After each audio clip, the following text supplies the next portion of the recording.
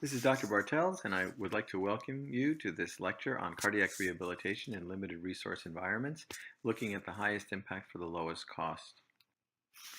I don't really have any disclosures that are significant with this talk, except for the fact that I have been working on developing cardiac rehabilitation programs in China with the assistance and in cooperation with LIH in. So why is it important to look at cardiac rehabilitation worldwide? Well, it is a very high incidence of disease. In fact, internationally, cardiac rehabilitation continues to be needed because cardiac disease is the greatest cause of mortality. It's also easier to get the attention of your local health ministries because when you're trying to develop and establish cardiac rehabilitation programs, you are attending to one of their greatest priorities. And because you have a proven intervention that has Class 1A evidence to support it, you can also support what you're proposing with very strong evidence. Cardiac disease is also on the top of UN non-communicable disease list for interventions, and it also is an easy way to establish rehabilitation programs so that you can then start pulmonary rehabilitation, stroke rehabilitation, vascular rehabilitation, and work to decrease morbidity and mortality in other diseased individuals. I'm going to now have a little brief overview of the worldwide incidence and epidemiology of cardiovascular disease in order to get an idea of why this is such a significant issue. The source of most of these slides is the World Health Organization.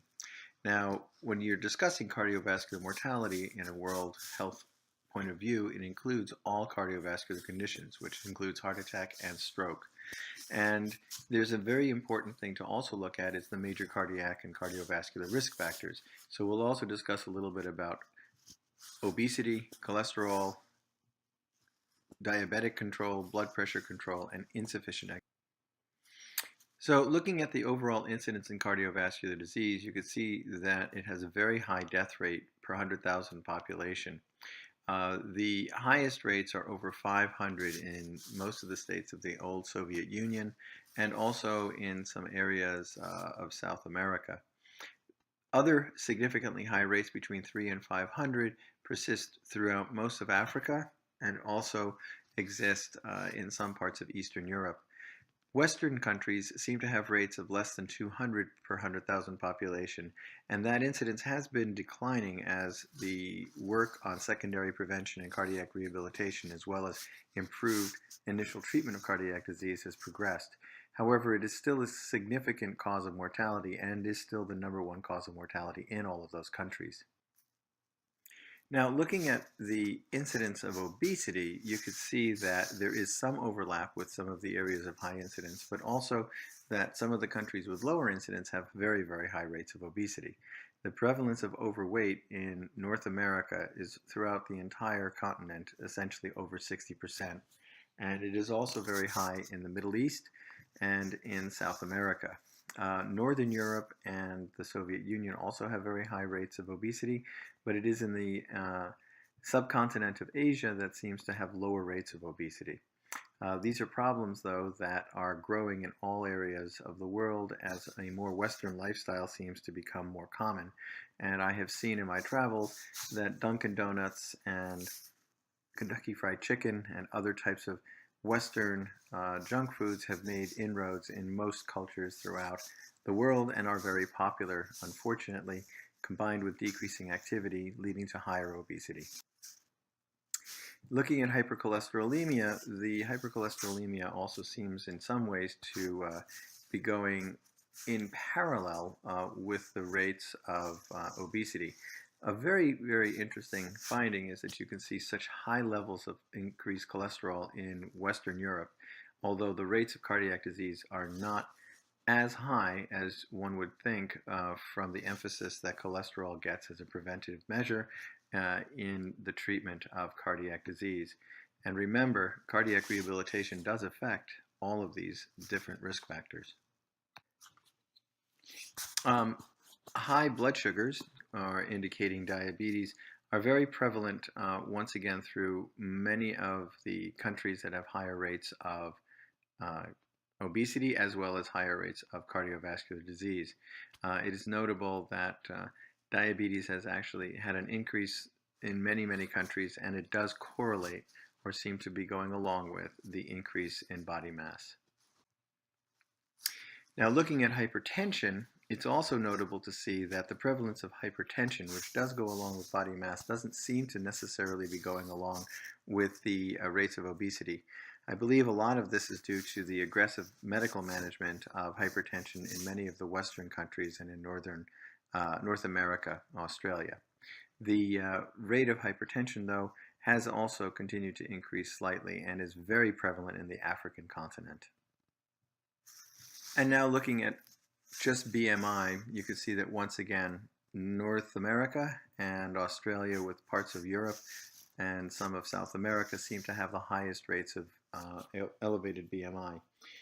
Asia in the Southeast Asian area seems to have some of the lowest rates of BMI. And then finally, one of the most important things that's a risk factor for cardiac disease is physical activity.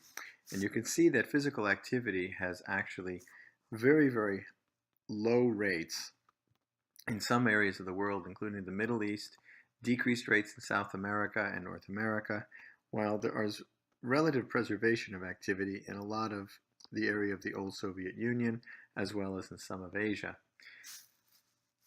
All of these factors that we've talked about, including the sugar control, blood pressure, obesity, and hypertension, are all related to activity in some way and are all factors that cardiac rehabilitation can alleviate.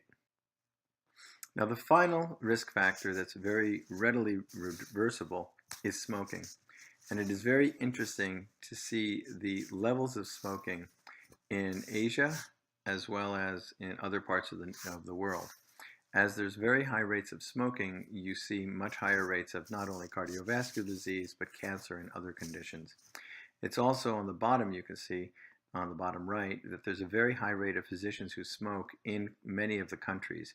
And having a high rate of physicians who smoke is not as favorable for helping to reduce smoking, because often the physicians themselves should be role models. But smoking trends in the United States have shown that you can, with very vigorous and aggressive governmental regulation and partnership with practitioners, decrease the overall rates of smoking, which are now down to about 25%. So what is the global cardiac disease burden? Well, coronary artery disease is the most common cause of death in adults, and inflammatory heart disease is also a major issue, particularly in developing countries where rheumatic and valvular heart disease are common, and there are other conditions such as Chagas disease and infectious cardiac disease. You can also see by looking at the global deaths from cardiovascular disease, stroke and coronary disease make up about 2/3 of the total deaths, and there are other forms of heart disease as well that are in very high incidence, so that there's millions and millions of patients who could benefit from cardiac rehabilitation. Also, looking at the numbers for age, you can see that as population ages, you will see far higher incidence of stroke and coronary heart disease. And as populations are aging worldwide, because the loss of life from infectious disease and other communicable diseases has decreased, this is now becoming the #1 priority for most people in the World Health Organization and in many health ministries to treat. Now, looking at death from coronary disease throughout the world, you can see that this is an epidemic, and the numbers of death are extremely high throughout most of the world, with extremely high levels in Asia. In most of the developing countries, these rates are increasing dramatically, and most of the patients who have coronary artery disease and are dying of this disease have reversible risk factors that could be attended to with the use of aggressive cardiac rehabilitation. So basically, a summary of the worldwide epidemiology of cardiovascular disease shows that CV disease is the leading cause of death worldwide. The news for most of the world is mixed, with some good news and some bad news in most nations, but very troubling news with smoking. The rates of cardiovascular disease vary, but it's always a leading cause of death.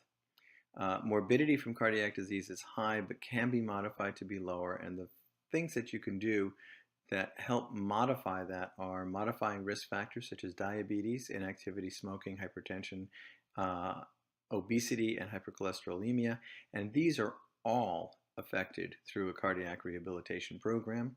And cardiac rehab, being central to these goals, should be both primary before the first cardiac disease is seen, and then secondary prevention after the onset of the cardiac disease. It would be interesting to see if we could establish more primary prevention programs, including education of young people and families to avoid the onset of cardiac disease as a primary goal in many countries where this may be a very effective way to decrease overall healthcare expenditure. So what interventions could help decrease this cardiovascular disease? Well, smoking cessation programs should be initiated worldwide, and these can include both medication as well as psychological support and activity, as well as group programs and counseling. All of these different interventions have been proven to be effective individually and even more effective when combined. There's also increased activity programs, and a lot of these primary programs could be such things such as establishing dance or activity classes for seniors, increasing physical activity programs for children in schools, and encouraging activity in younger people with recreational sports and other activities. And finally, diet education should start very early in a childhood program so that children make educated choices and avoid some of the unnecessary calories and poor dietary choices which can lead to obesity and other problems in later life. Smoking is clearly a major problem worldwide, especially among men in most cultures, and is one of those things that should also be a focus of population-based reduction measures. And these can include increased taxation, which works very effectively to decrease the amount of smoking, as well as public health initiatives on the part of governments, including education. Obesity and hyperlipidemia are a major issue in many nations, and there are many potential problems as demographics change, especially as populations grow older. They tend to grow larger, as well as the fact that the Western lifestyle with decreased activity and high fat, high sugar diet are becoming more common worldwide. And inactivity is also becoming more common, especially as motor vehicles, motorized transport are becoming more common, and individuals are now utilizing a lot more of the conveniences of daily life to make things easier physically, such as having farming equipment, which does a lot of the manual work, or industrial equipment, which does a lot of manual work. These are all good because they decrease the burden of physical activity on humans, but that inactivity can have its correlates in increasing cardiovascular risk factors. So what is the role of cardiac rehabilitation in the treatment and prevention of cardiovascular disease? Well, it can help, as we said before, with primary prevention in individuals who are identified at risk for cardiovascular disease, and as a secondary prevention after people have established disease. So in a complete cardiac rehab program, not only is there activity, but there's education about lipid management, diabetes, hypertension, diet, obesity, stress, depression, and cardiac disease processes. There's also exercise training and activity counseling to improve inactivity. There's patient-specific medication education, which allows the patients to know what they're taking and why they're taking it, and to allow them to understand side effects and help manage their condition in a better fashion. And a support group to allow patient support in the transition back to the community. Additionally, programs in cardiac rehabilitation should also have family support groups and family education so that not only the patients but their families can benefit from learning about the disease processes and modifying risk factors for which they may have a genetic predisposition. Well, one of the things, though, that does come up is whether cardiac rehabilitation is too expensive or too hard or too dangerous to perform. Well, basically the answer is no. Cardiac rehab is not too expensive, and it's not hard to do. Of all of the rehabilitation interventions that you can do, this is the one that is the easiest in many ways, and it's also the most cost-effective. The biggest challenge most locations will have is to get adequately trained staff. Space and equipment are not usually major issues for the simple fact that you just need a temperature-controlled space, and the equipment is usually available in the form of exercise equipment that can be placed in most gyms, and most of it can be actually very simply modified from existing equipment. There's also phenomenal evidence that exists to make big effects on patients for relatively little cost, and the side effects of the treatment are very minimal. In fact, danger in cardiac rehabilitation is so small that now in many places in the United States, there is work to try to decrease the amount of physician supervision required so we can increase the amount of access for patients. So thinking about designing your cardiac rehab program, you have to understand the roles of the individuals in the cardiac rehabilitation team. Physicians guide the care and design the exercise program. They also assess that the medical needs of the patient are met and assess risk levels. This is very important as for more complicated patients, sometimes a further evaluation is needed to make sure that they can safely exercise. But for patients with low risk, they should be started as soon as possible on the most aggressive program possible. The next member of the team that's very important is your therapist or physiologist. These are the people who will actually do the exercise program with the patient. They are also very important in patient education, as well as doing that actual physical training and exercise program. Social workers are very important because of the importance of stress reduction and assistance with social issues. Many times, patients have changes in their lives, such as loss of jobs, need to accommodate to new living situations that the social worker can assist with. Most patients also need to have education about diet, and this can often be done by the therapists, physiologists, and physicians, but for more complex needs, such as the obese patient or maybe a cachectic patient, specific one-on-one dietary counseling and individual care may be needed. Psychology and psychiatry are very important to help treat and manage depression and anxiety, which has about twice the rate of prevalence in patients with cardiac disease as a general population. Pharmacists are also critical because they can help manage medications and provide medication education, particularly in patients who may not be tolerating their medical regimens very well, and help to work and interface with their treating cardiology team to try to make the best medical regimen possible.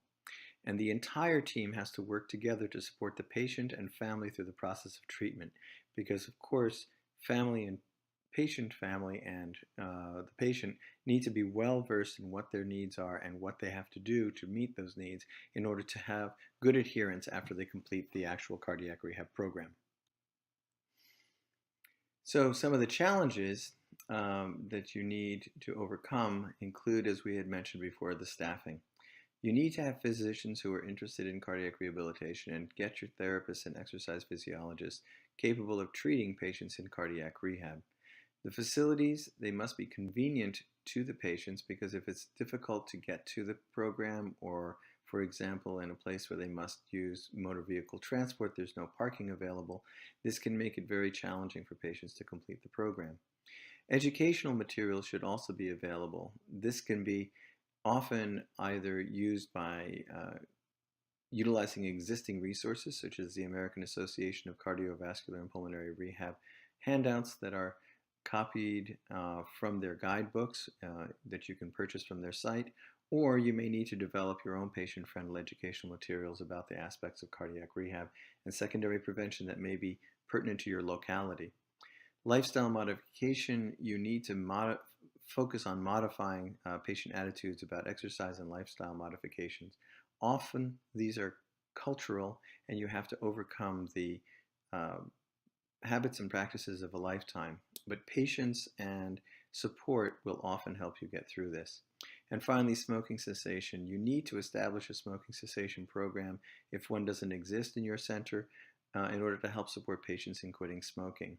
This program should often be separate from your cardiac rehab program, but in close alignment with it, because the amount of time and effort for smoking cessation could otherwise overwhelm your efforts at the cardiac rehab program alone.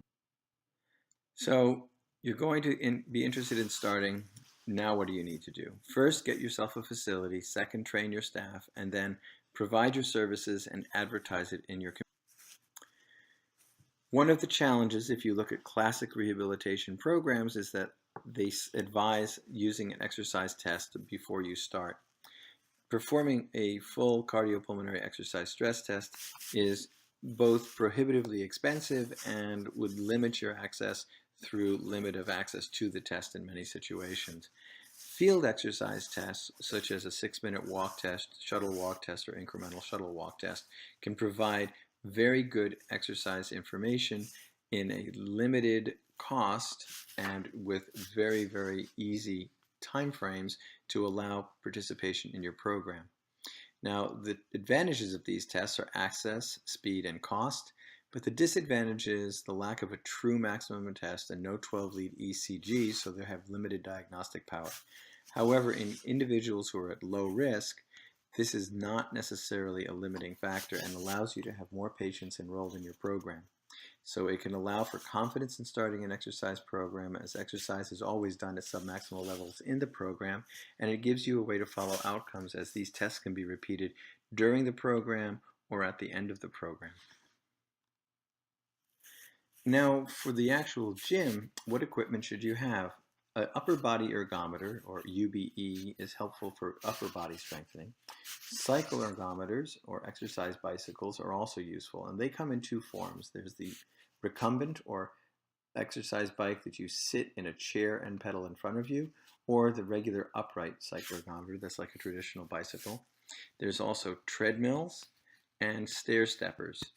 You can also use other specialized equipment such as Nordic track or other kinds of glide equipment, and there are a variety of other kinds of exercise ergometers such as rowing equipment and other things that you can use that may be culturally more acceptable in your area or may have more ready acceptance and availability. The other part that you must remember is a strengthening program, and for that, usually light free weights, TheraBand, and circuit training equipment can be available. Most of this equipment can actually be purchased for reasonable prices in most locations, as there usually are suppliers that will provide equipment to commercial exercise gyms, and those gym equipment are usually very strong and very durable and can be used in the medical environment as well. Now, the other question is the monitoring equipment. Now, classically, ECG telemetry is done for all patients who are in a cardiac rehab program. Now, this can be a fixed monitor or it can be a portable monitor. Portable is usually more accessible and preferable because it allows more freedom for the patients. However, if in your environment you don't have access to the portable telemeters, using stationary telemeters that you attach to the patient will give you the same benefits. Now, one of the things that is actually wonderful is that currently, with technology advancing as rapidly as it is, many of these portable systems are now becoming very, very, very favorably priced and very accessible. And many of them can actually be used with portable handheld phones and other devices in order to record the information. Pulse oximeters would be helpful for patients if you're including patients who may have pulmonary disease or may have some oxygen saturation issues, and the basic blood pressure cuff and stethoscope. You also need to have a bright, airy space with adequate ventilation and good humidity control if possible. This is because patients will be exercising and you don't want to have them exercising in environments that are either too hot or too cold. And having good ventilation and having a very nice window makes it a lot easier for the patients to feel non-claustrophobic and, importantly, enjoy their exercise experience. So now the question is, where do you get the equipment? There are many used equipment dealers, and I just did a quick search on the internet, finding some in the United States, but such kinds of vendors also exist in Europe, in Asia, and in Africa and South America. And you can see that many of these pieces of equipment are relatively inexpensively priced and can be used for multiple purposes, including providing you with the ability to have a fully equipped crash cart. Other sources is that you can try eBay, or you can try Alibaba if you're in Asia or China, or other online auction sites. Just searching for some of these systems in the United States, I found 4 to 5 patient lead systems for under $1,000. So you can actually equip your lab with the last generation in equipment for a relatively low price. What I would advise is to contact also your local biomedical engineering department in your institution to find out if they have hand-me-down equipment that may have come from the ICUs or operating rooms that you could have for essentially no price if available. The other thing too is if you do buy some of these other secondhand systems, coordinate with them and buy more than you need, because they can often cannibalize parts from one program piece to another in order to keep your system running for a longer period of time. And here's an example of some of the more modern heart monitors that you can get.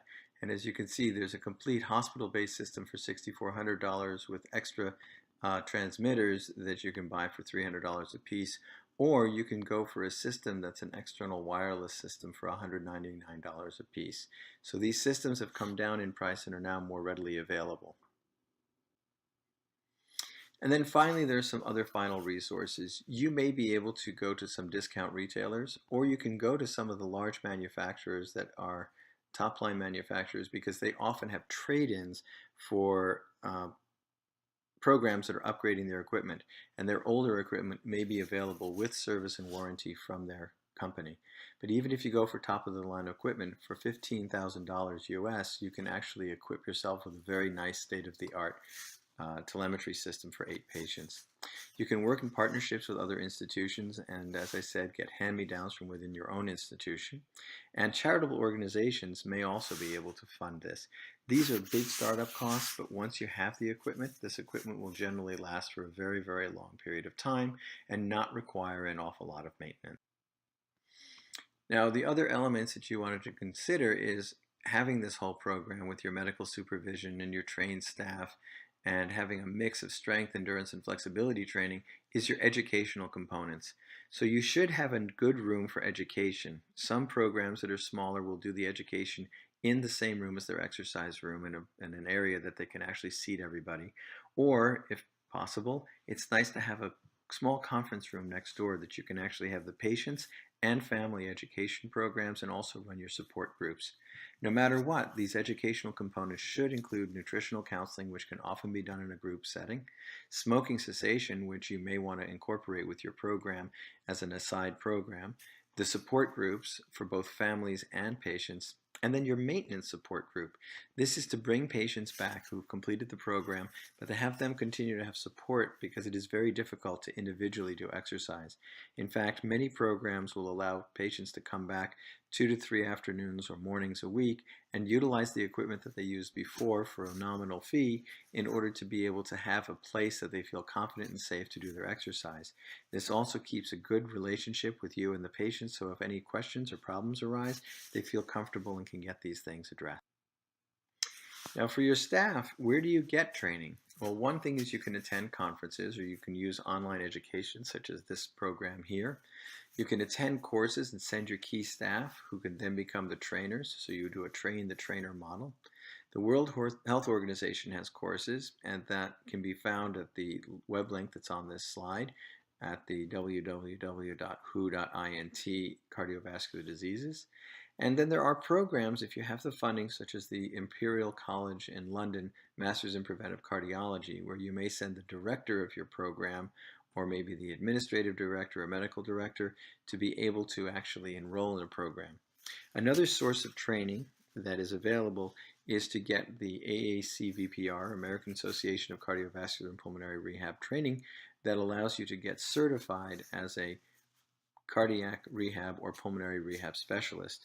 That training is not necessarily recognized worldwide, but if you completed the training and passed the test, it does mean that your staff will have developed all of the skills necessary to run a cardiac rehab program. And membership in the AACVPR gives you access to English, unfortunately, only, but gives you language limited, but full educational and other materials for your cardiac rehab program, and also free access to cardiovascular or vascular rehabilitation programs for patients with peripheral vascular disease. So some other sources also for information on coronary artery disease include the World Health Organization, international organizations, conferences and congresses, standards from established agencies, and also training from many agencies. So in conclusion, right now is the right time for cardiac rehabilitation to take off worldwide.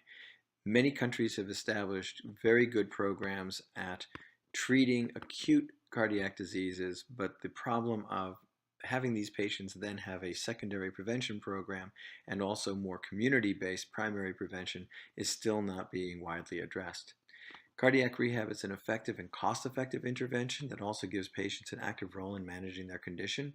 This is actually done relatively inexpensively and gives patients self-efficacy that they can control their own condition. And for patients and family members at risk, you can start primary prevention and lifestyle modification in at-risk individuals, and that can be part of a comprehensive cardiac rehabilitation strategy nationwide. So if you can engage your own planners and ministry officials in your own home country, you may be able to have a very large effect on decreasing overall healthcare budget at the small expense of establishing cardiac rehab programs. And cardiac rehab can then be the springboard for more rehabilitation in other areas. For example, your vascular rehab program, which can work in the same space, or pulmonary rehab, and finally stroke, because the big consideration for stroke patients is the number one cause of death for these patients is cardiac disease.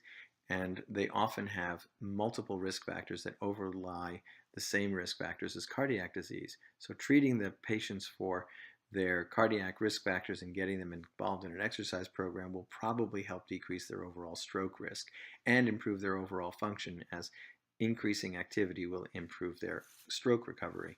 So this is a multi-pronged approach that is now starting to become more popular worldwide. Here are some common references that you should look at. This is the AHA-AAC-VPR Core Components of a Cardiac Rehab Program, which was initially published in 2000 and has had 4 updates since then. But you need to have the complete set because they only update with the updates. They don't actually rewrite the entire article. The exercise testing can be looked at through the American Heart Association standards. And if you're looking at doing 6-minute walk tests, the American Thoracic Society, or ATS, has standards that will allow you to do standardized 6-minute walking tests. And finally, here is a summary of several of these references, including some of the guidelines for core components and primary prevention. Thank you very much for your attention at this lecture, and I hope that we can now engage in further dialogue about some of the specifics of cardiac rehab programs and how you can actually get this powerful and potent intervention into your home country.